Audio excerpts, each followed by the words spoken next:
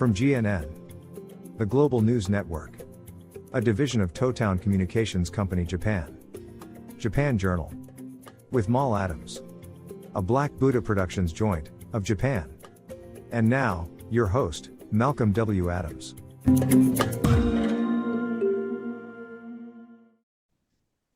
Welcome to another extraordinary episode of Japan Journal with Mal Adams. Today, we have the honor of hosting a living legend, a pioneer who has redefined the sound of jazz over decades, transcending musical boundaries and inspiring millions around the globe. He's a virtuoso pianist, an innovative composer, a spiritual seeker, and an ambassador of music's power to unite humanity. Ladies and gentlemen, please join me in welcoming the incomparable, the inimitable Herbie Hancock. Welcome, my friend. Hey, thank you, Mel. How you doing? I'm doing good, man. You look great. How you doing? I'm doing fine. Okay. My memory's not as good as it used to be, but other than that, I'm doing fine. Yeah. You look great. As a matter of fact, a friend of mine sent me a video clip of you performing in Shanghai recently, right? Yes, I was there about a month, a few weeks ago, as a matter of fact. Yeah, right. So he's telling me, he said, man, I got this clip of Herbie, and he shows you playing your guitar. Guitar, yeah. And with your guitarist, what's his name? Luke? Lionel. Yeah.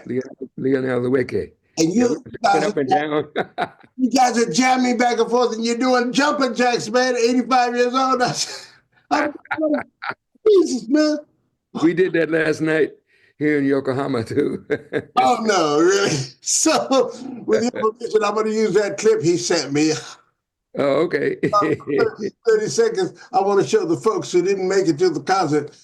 You still got it, man. Nothing. Oh, thank you. Well,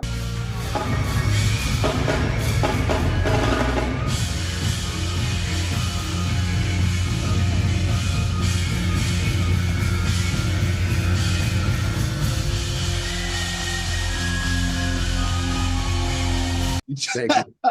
Well, I will tell you, at the end of the concert, I'm wheezing.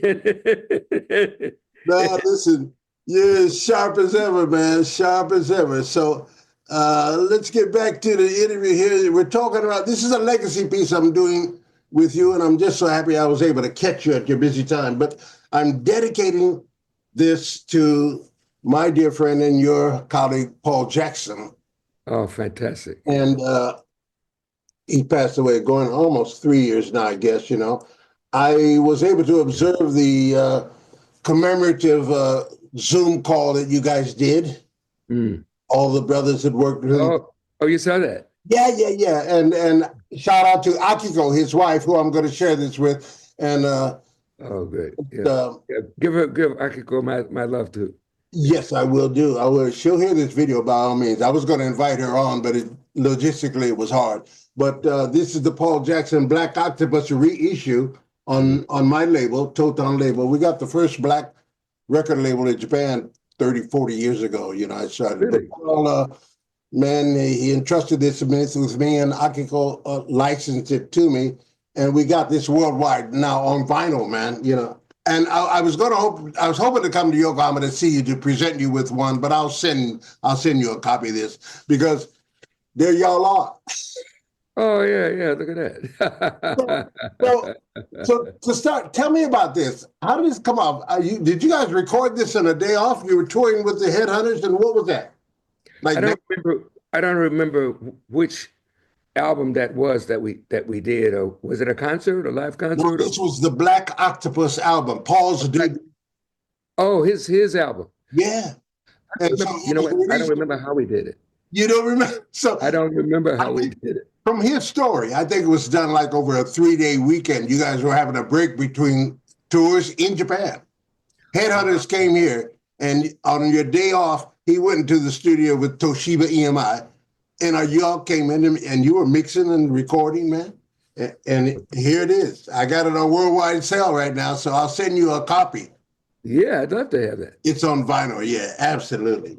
Thank you so much. Yeah. So, give me one of your fond memories of Paul Jackson, how he got with you, and the role that he played in contributing to the outstanding fame of Headhunters.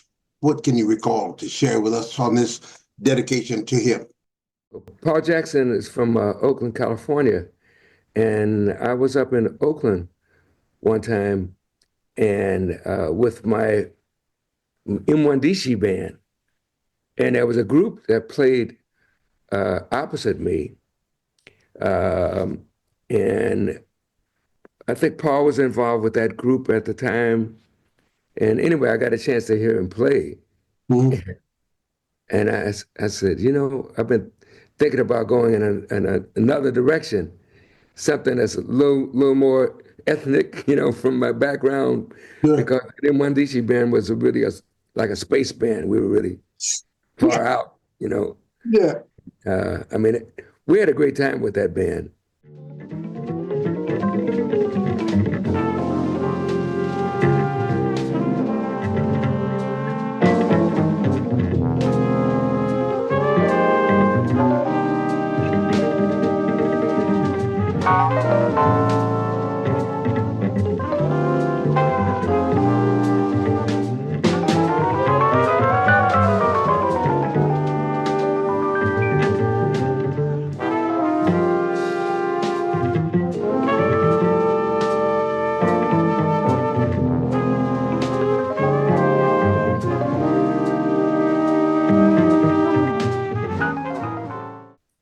But I had been listening a lot to Sly Stone at the time, and so I said, yeah, I want to do something that's a little funkier.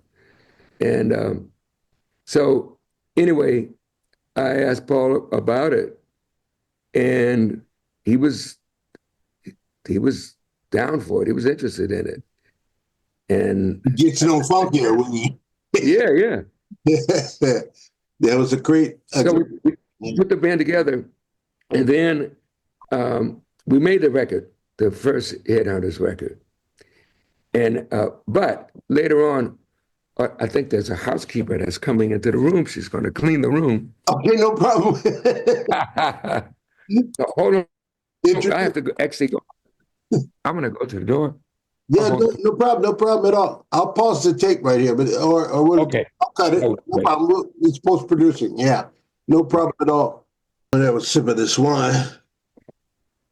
What I'm going to do, I'm going to open the curtains in there, so she'll have more light. Perfect. Okay, standing by. So after we recorded the Headhunters record, I wanted to go on tour with the band. And the drummer that made the original record, Harvey Mason, he didn't want to go on tour because he was a studio musician in Los Angeles and he was working. And if you're a studio musician and in a big city like that, with a lot of work, and you go out of town, You're done. you're not available, pretty soon you'll be canceled off the list. So he didn't want that to happen. The back of the line, right? Right. Absolutely. Exactly. So I happened to mention that to Paul. He said, I know the drummer you want. I said, really? He said, yeah, there's a guy named Mike Clark. Yeah. I went to elementary school with him. And he's from Oakland, and we've been playing music with a lot of bands. He knows how to play what they used to call the Oakland stroke. Way drummers played, it was sort of a jazz version of a funky kind of playing. I said, shout out to Mike Clark. I'm going to make sure he sees this. I know him. Through Paul, I met him. Yeah. Bad boy, man. Oh, yeah. He was fantastic. It was exactly what we needed. Of course. Okay, so the beat, I changed it a little bit, but that's what I did when I played it. Herbie Hancock was an interactive musician, so you didn't have to just... That wasn't this gig. That's not how I approached it, and that's not what he really wanted. So I took parts of Clyde Stubblefield's beat, once again, that I loved.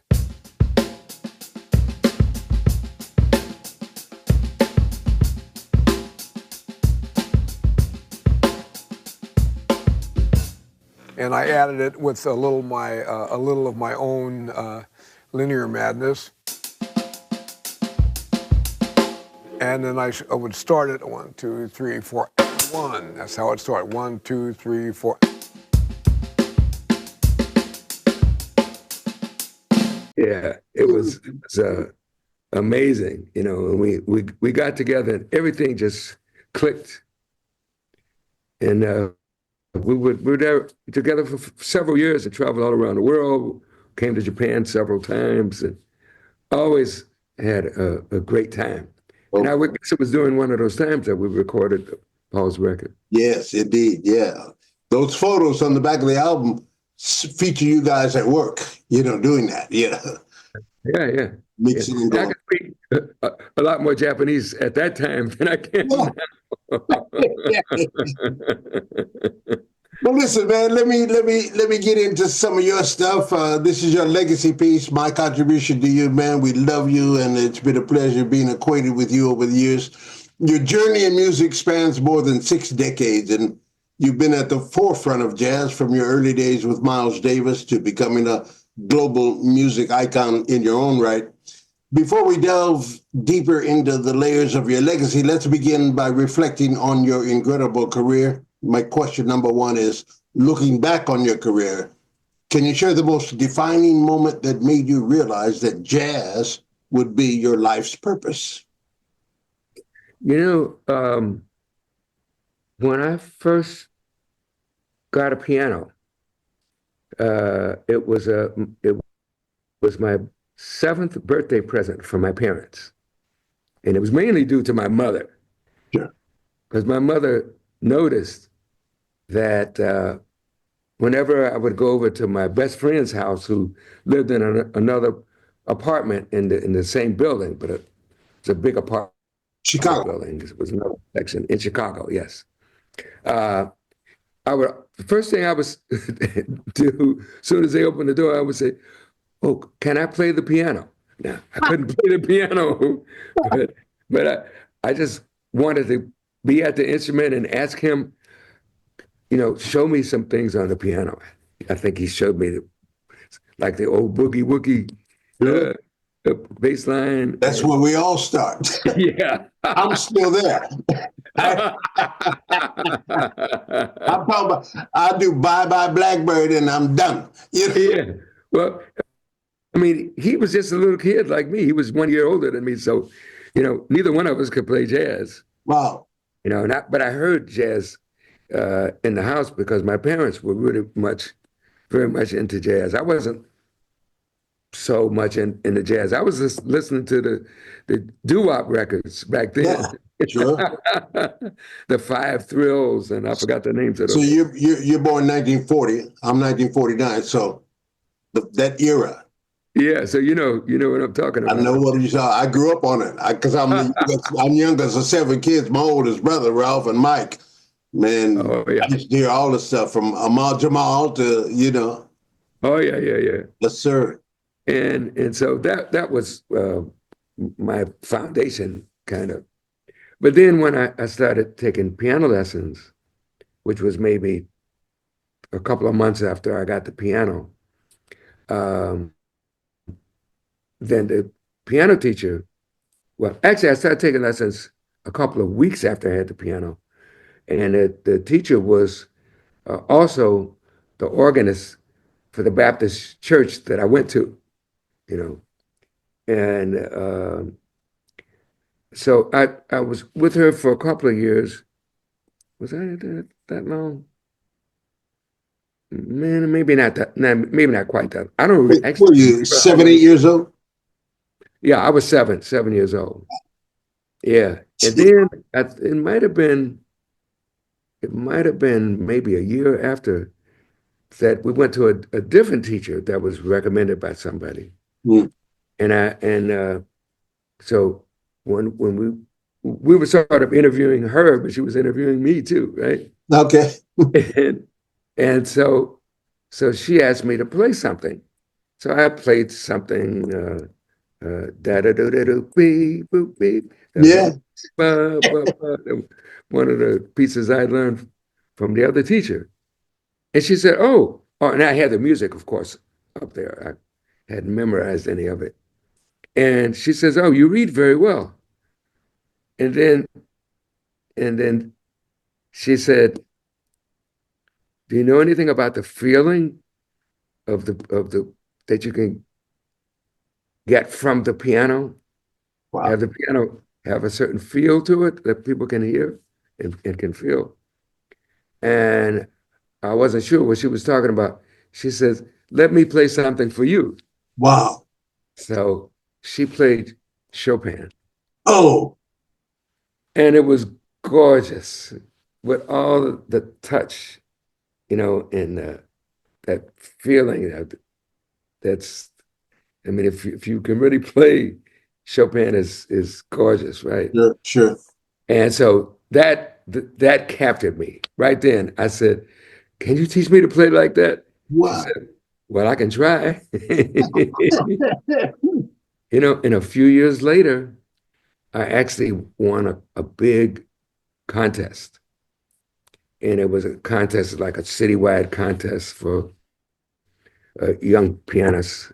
I forgot what the series was called, but anyway, I won for the piano, and the prize was to be able to play, like the first movement of a concerto Wow. with the Chicago Symphony Orchestra, I read and I that. Yeah. and I got a chance to do that. Amazing. Amazing. And that was the first time I was on stage. First time I was with big audience. At It had to first, be crazy. I mean, I even signed autographs. oh my God, Yeah. man. So you were on your way, huh? Oh, yeah. I think by then I think I was 11. 70 years later, 65 years later, you're still signing autographs and you're on stage. So nothing's changed much. But let's shout out, what was her name, the teacher? Mrs. Jordan. Mrs. Jordan. Yeah, Mrs. Jordan, thank you very much. We yeah, thank I think that was awesome. Yeah. I mean, she's not alive anymore, but you. Yeah, yeah, man. hard I do. Well, listen. And yeah, it So, was, I mean, that was an amazing experience for me. But still, let me get to where I started being interested in jazz. I still wasn't that interested in jazz. okay. But then I started listening just on the radio. There was a guy named Al Benson that it was like more an R&B radio station. But there was another guy also that on that same station that had a show, and sometimes he would play some jazz records. Mm-hmm. And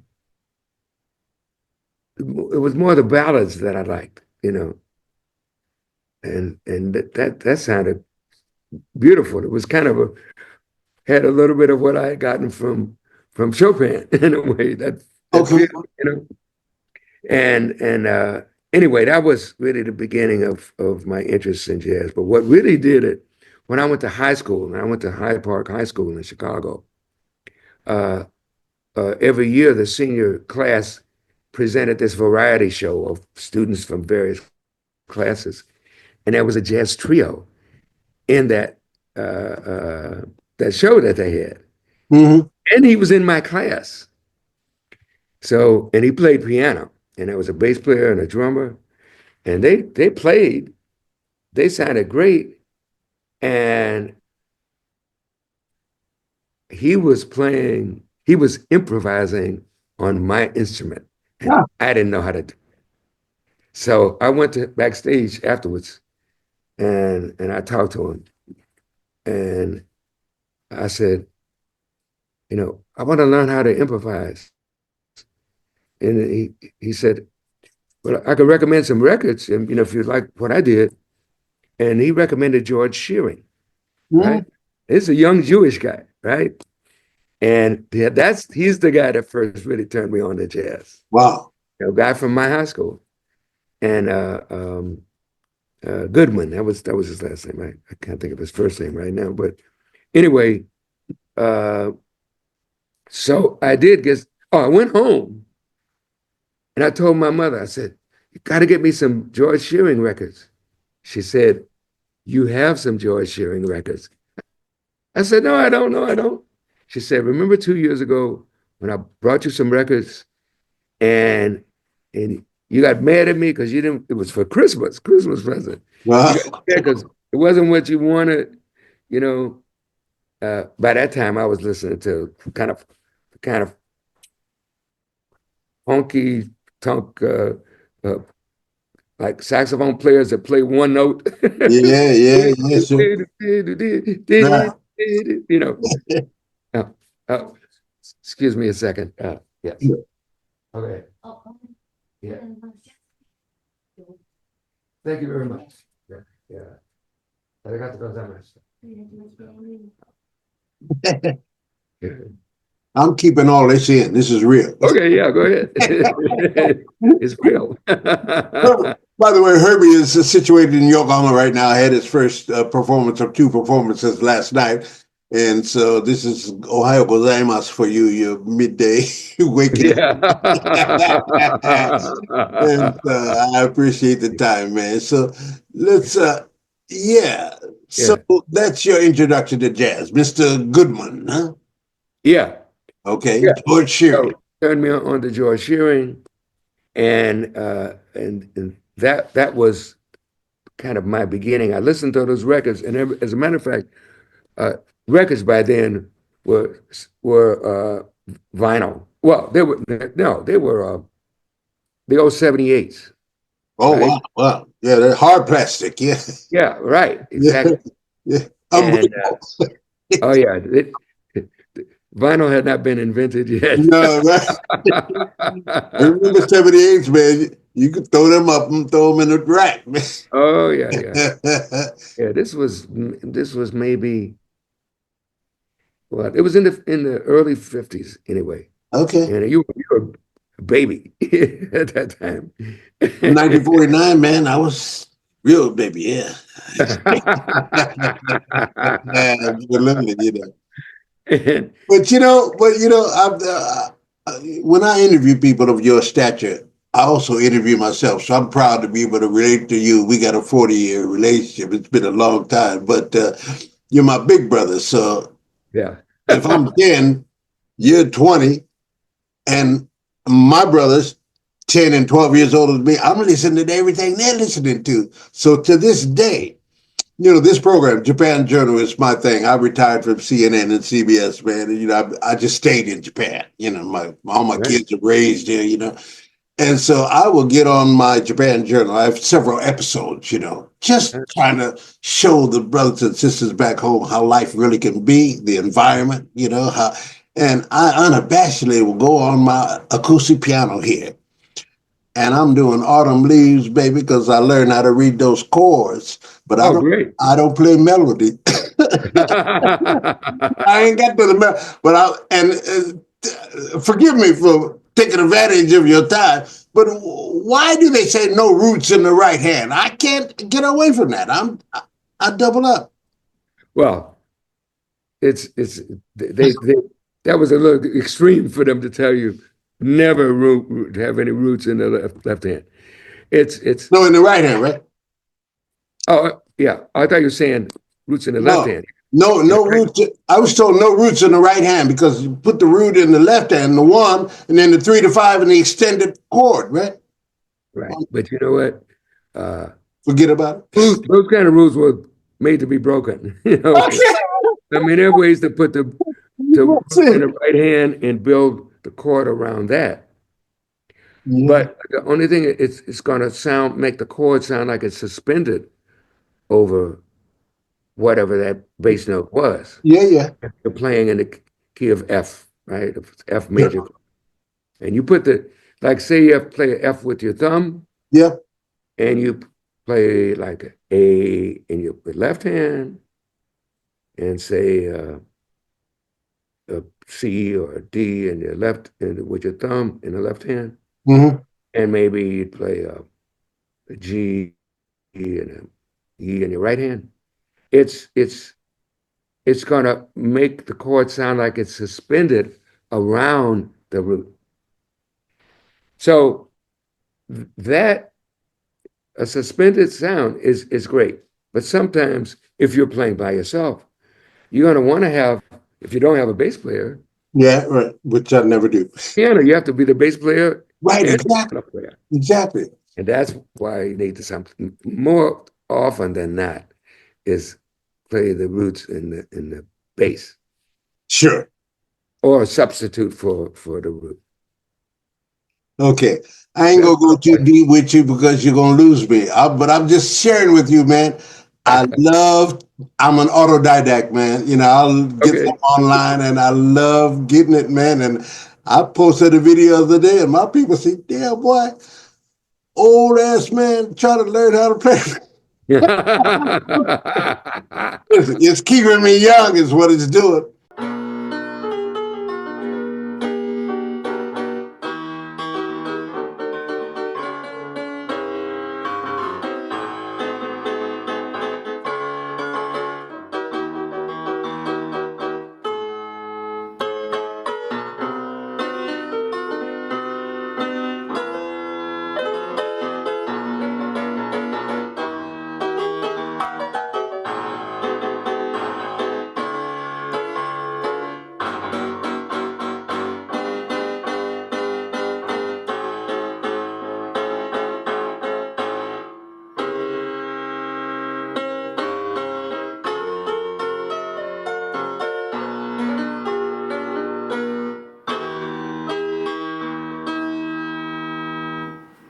Around midnight for you. Those chord changes are a monster, baby. It's What fantastic. I want to transition here to you. You're often celebrated as a master of reinvention, Hmm. from pioneering jazz fusion to incorporating funk, hip hop, and even classical influences. Your ability to evolve has kept you relevant for generations, and you're famous for it. So, my question is, how do you approach reinvention, and what inspires you to push boundaries and explore new musical territories? That's Herbie Hancock to me. Okay.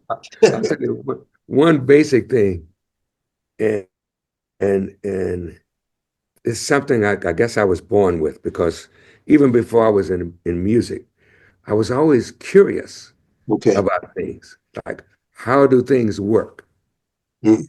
And I was interested in what it turned out I was interested in technology.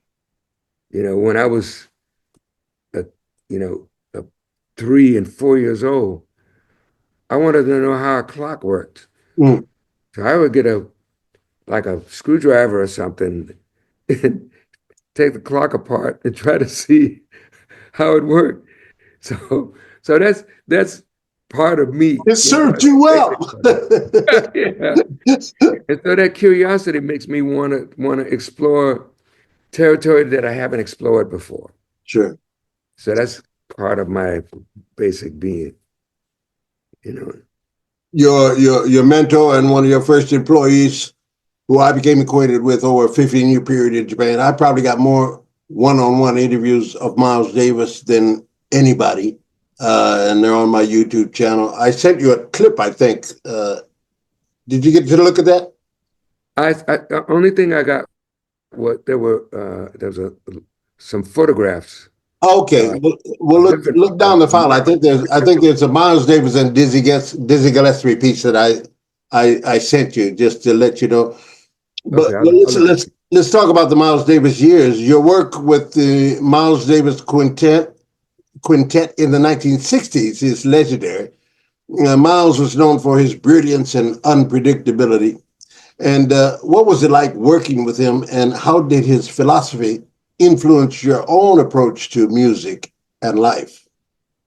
Well, Miles was amazing because he didn't try to set himself above the other members of the band. He encouraged us all the time, and he wanted to hear the songs we were writing, you know. And when Wayne Shorter joined the band, Miles, heard the great talent that Wayne had as a player, but also got a chance to experience his great talent as a writer. And he had heard him Mm. He was playing with Art Blakey's band too. So he knew that Wayne was a great writer and a great player. And Miles would say to Wayne, "Hey, Wayne, we're going to record next week. Bring the book." So the book was really referring to Wayne's writing. Sure. And so we were all encouraged to bring pieces, things we're working on. If they didn't have to be completed, but if we just had any kind of ideas, just bring them over, even if it was just a few bars of something. And then we would all discuss it and put it together, put it together collectively. And Miles was, for me, the biggest influence at that time. But he was taking in all of what we had to say too. Mm. He was that generous to his young musicians. What I'm hearing you saying that he was a great collaborator. Some people don't think of him as a collaborator in the sense of him being a leader playing his own music, but I've heard people tell me about what you're saying, that, with Marcus Miller, he told Marcus, bring the book, Yeah, right. Marcus You was know what I'm saying? exactly like that. Yeah. And Miles will bounce and vibe and collaborate and create something awesome, right? Oh yeah. And when he has something to say, it's usually great advice that was he would say in a few words something, and you'd have to figure out what he actually meant. It was much deeper than those two or three words that he would use Oh, when you decipher it. you just Uh, reminded me of something. Sorry for interrupting you, but uh, I'm gonna ask you to teach me what he taught you about the butter notes. Is that what he called? yeah. What? Tell that story, man. Well, we were in, I think, Scandinavia on tour, and well, this particular concert was in Scandinavia, but we had been touring Europe, Yeah. and we were filling out. I mean, concerts were packed, and this particular concert, it felt like this was like the peak of what we were doing on that tour. Mm. And the music was just rising and rising. Each tune, things were just going up and connecting more and more. And we could feel the audience the audience was really with us. Yeah. And and and then Miles played "So What," one of his compositions, right? Mm-hmm. And so when Miles, so I think Wayne played a solo first, and then Miles came in for his solo, and he played the first part of the song, first half of the song, and when he got to the second half of it, where it goes up a half step, and I hit a chord at the beginning of that before he played that second half, and the chord I listened, it was like so wrong. It was like, and that joy I had been feeling that whole night, they just crumbled to the ground. And I was embarrassed and I felt like, oh no, I just destroyed everything. Miles played some notes that made my chord right. Wow. And was he some magician or what? How did he do that? Yeah. It took me about 5 years to figure out Miles didn't judge my chord. He just heard it as a sound. And he found some notes that worked with it. And that's what blew my mind. So Okay. he saved the night, for the whole band and for the audience. And I learned a huge lesson that I've carried with me the rest of my life, that I try not to judge things. If things change, it's a change, rather than just dismiss it. Maybe there's something I can learn from it, Mm. use it to move forward, you know. that's how you grow, you know? So That, that's an that, example of that. okay. My grandson taught me how we learn to walk. 'Cause I remember when he was learning to walk, you know what taught him how to do it correctly? What? Falling on his knees, on his face, you Okay. know. But he would always get up and try it again. Try it again. Eventually, and I realized I didn't know that I learned to walk that way, you know. So he taught me a lesson, even when he was 2 years old, 3 years old. I think that's when he started. No, he started talking when he was three. But that's kind of philosophical to me because, and you've probably heard it before in your years in Japan. Japanese have a popular slogan or phrase that said, if you fall down 7 times, get up 8. Yeah, yeah. That's it. 日本語で忘れたので、7回転んだ、8回上げてください。Something like that. Yeah, yeah. Fall down 7, get up 8, man. And Well, in the I've lived Buddhism, with that. I've grown up with that in Japan, man. That's a that's philosophy. great. Isn't that deep? Well, the Buddhism that I practice, Yeah. and actually, I'm with the Soka Gakkai now. Yes, sir. Yes, sir. Yeah, I've been with them.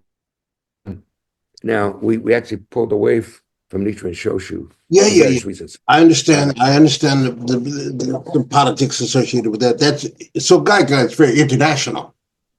Right, exactly. And it's Nietzsche and Shoshu, which I've been practicing for 47 years, Yeah, is very much Japanese derivation, right, as you pointed out, from India. right. And evolved. This is Japan's unique. So I'm Nam Myoho Renge Kyo. And that's it. You know what I'm saying? Yep. So similar, but Soka Gakkai is Yeah, more than that. that's what we I'm your holding it. How we doing on time? This is my manager calling me. Take the call. You can come back. Yeah, I'm just gonna let her know that I'm. Thank you. Give me some more time. I'm going to get few more questions in I want to get to. So shorten your answers. Oh well. Okay. So, but I got to go back to this. You left something. We're talking about your Buddhist practice. I'm going to get into that. But what Miles did with your so-called mistake, he didn't judge it. He applied it and flipped it. Theoretically, music theory-wise, I'm still a student, man. What did he do? Was it harmonization, or can you break that down to me in a musical lesson? How he accomplished that? Because that's fascinating to me. Okay. That in itself isn't specifically a music lesson. Okay. He trusted his own judgment, I'm sure. And he listened and he wanted to turn it, whatever that was, he wanted to turn it into something that he could use. Okay, sure. You know, and what I was going to say in the Buddhism I practice now, we talk about turning poison into medicine, Yeah, which is incredible. sure. So that's what you do when you get to a crossroad or something and you don't know which way to go. Yep. There's a way to actually learn something from that, so that you could use it in order to, lift yourself by your own bootstraps. Okay, sure, absolutely. So let me phrase the question. We're talking about your spirituality and Nichiren Shoshu Buddhism, and many of your fans admire not only your music but your spiritual journey. And as a practitioner of Nichiren Shoshu Buddhism, you've often credited your practice with shaping your life and music, as you just stated. How has Buddhist practice influenced your creativity and approach to life's challenges? Right. Yeah. Well, let me just clarify. So this is not Nichiren Shoshu. This is Soka Gakkai, right? Oh, Gakkai, sure. Okay. Right.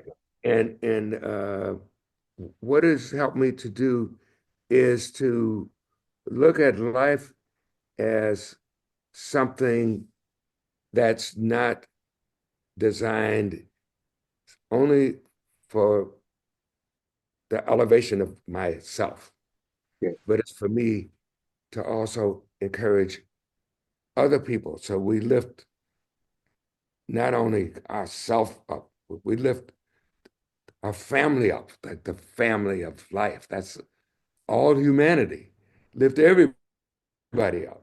So Mm, we help each other.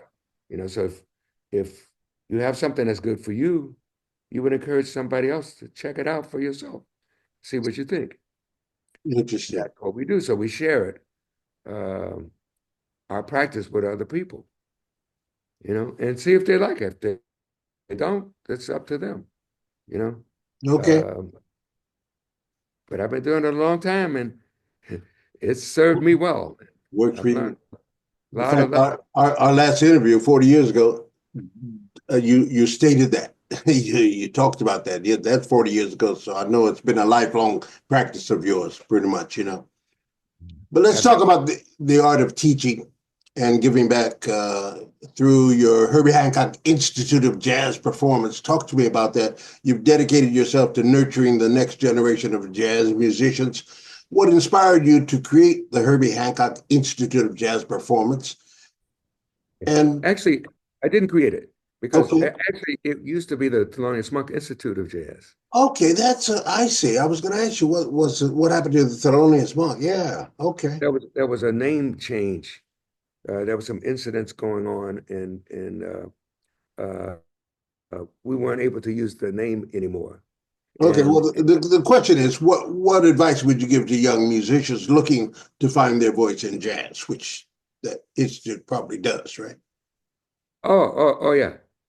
Well, for a jazz musician, uh, if if he can look on the website for the Herbie Hancock Institute, Okay, we'll post it. yeah, yeah, then I mean, you're giving tuition-free training at UCLA, is that right?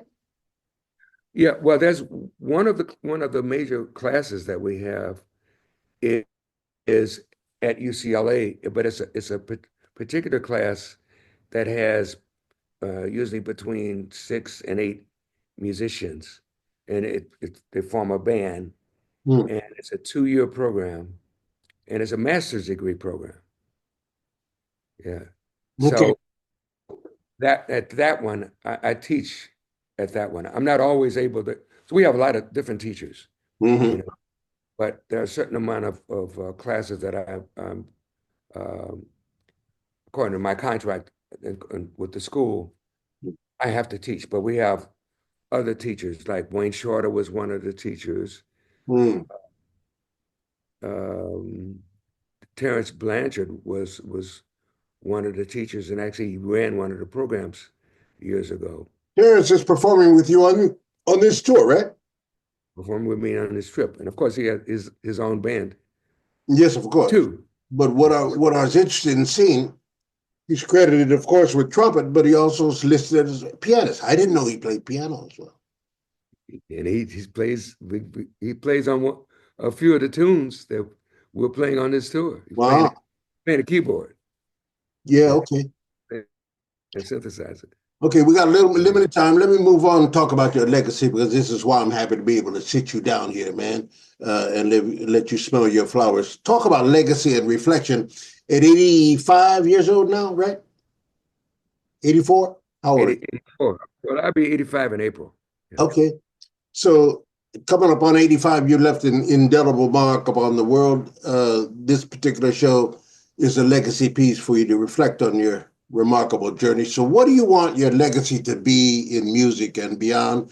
And if you could speak to your younger self, what advice would you give yourself? I never think about legacy. Okay, That's that's not uppermost in my mind. I understand, which is one reason why I raised it, because I think, we want something, we want a legacy I statement. mean, it's a compliment. It's a compliment that you said that. No, man. And like, But sitting here, I you're my think that big way. brother, man. You know what? Because there's another thing that I learned from all of these years, and also through Okay, my life. okay. Talk to me. All my life, because I've been a musician for a long time. Long time, long time. I always right. So I've always, because I was, been a piano player for a long time, I always thought that what I am is a musician, right? Yeah. I learned, several years ago now.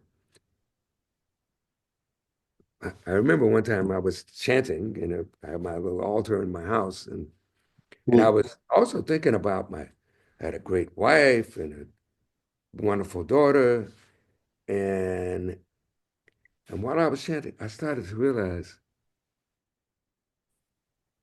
I'm her father. I'm my daughter's father, and I'm my wife's husband, right? Right? That's how they see me, right? Yeah. And I started to think, right, I am a father and a husband. I'm also a son, and I'm a friend. I'm a whole bunch of things, not just a musician. I'm a musician when I'm playing music or thinking about music. But sometimes I'm talking with friends, you know. We have all these different aspects. But what connects all of those things? And I realize there's only one thing that connects them. It's because I'm a human being. Sure. Humanity, man. That's it. Humanity. That's the key.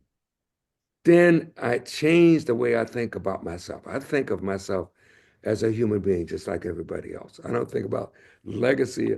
I think I want to I want to breathe No, the no, next moment. I'm not surprised to hear you say that, which is why I was trying to push you to make a legacy statement here for me, because that ain't you. You you've been Herbie ever since I've heard of you, started collecting your music, and nothing's changed. So let's sum it up. I know you got run out of time, but let me wrap it up thusly. I want to ask you, as we close out this year, 2024, what are your hopes for the world?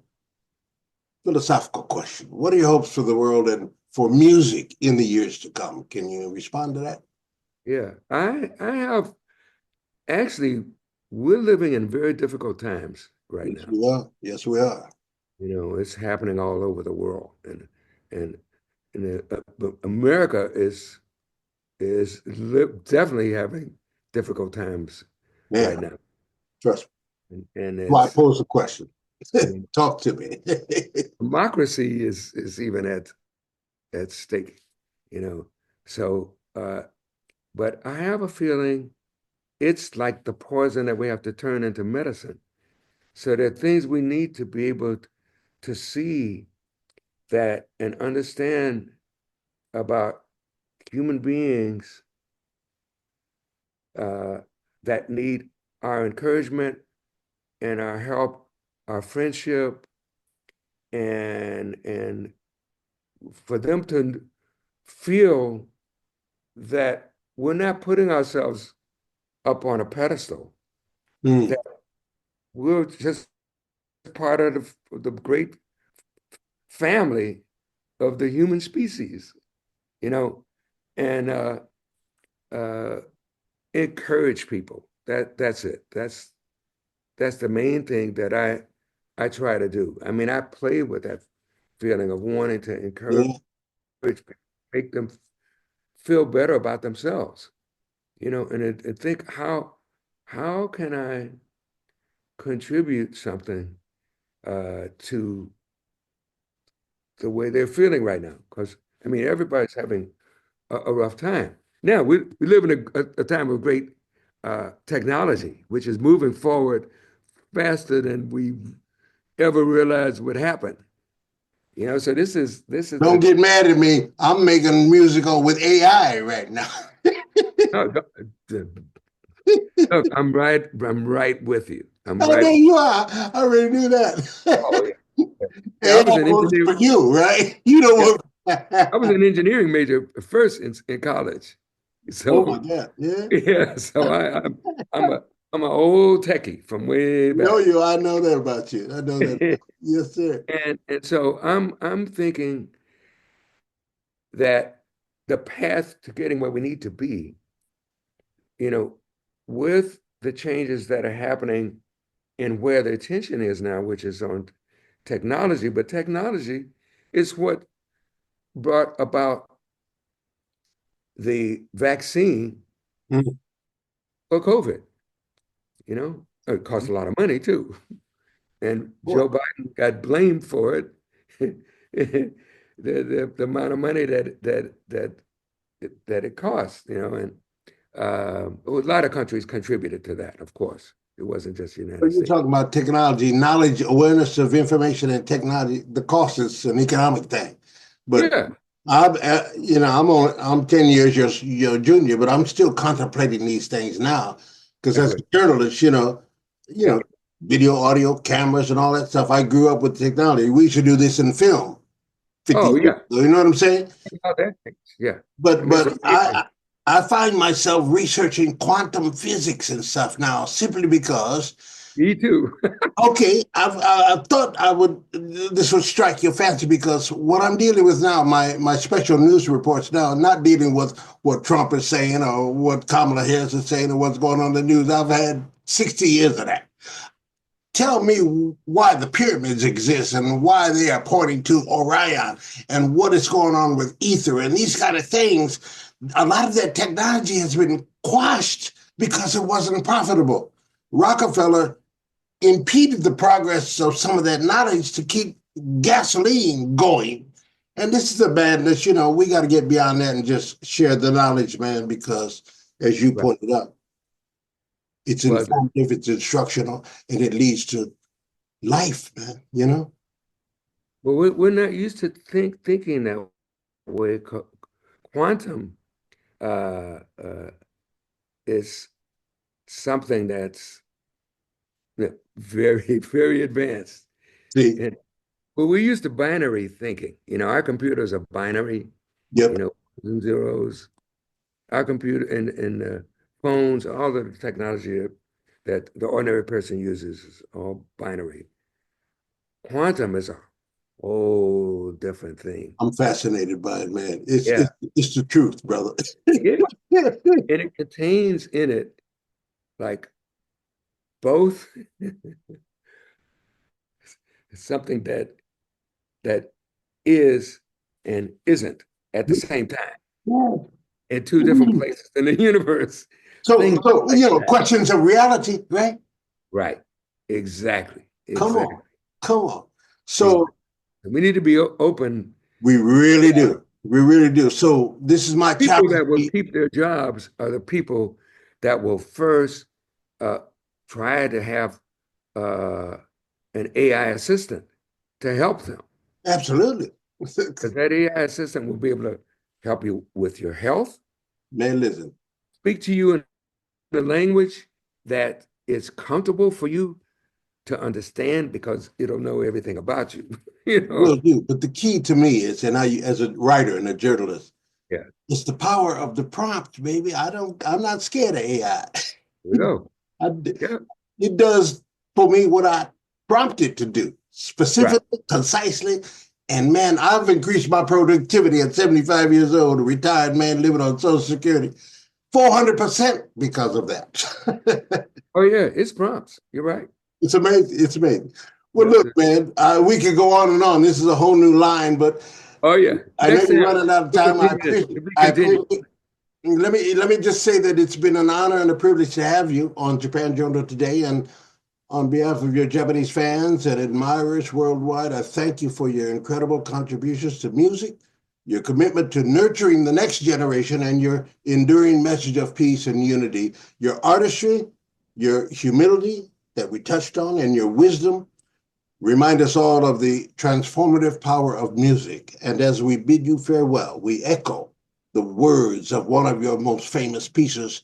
Thank you for giving us a chameleon of talent. you know, always changing, always inspiring. So, sayonara until we meet again, my friend. I appreciate you. Sayonara. And toma arigato. Hey, that's and to all our jazz enthusiasts, let us embrace the spirit of jazz, heartfelt creativity, soulful expression, unity, and collaboration. And as Herbie says, love for humanity. So this is the legacy of Herbie Hancock, ladies and gentlemen. And I'm your brother Mal in Japan, bidding you all sayonara until we meet again. Thanks, Herbie. Appreciate you. Sayonara. All right, man. Okay. You're tapped into Japan Journal with Mal Adams, the internet's #1 weekly English language online cybercast from Japan, streaming on GNN, the global news network. a division of Totown Communications Company, Limited, Japan.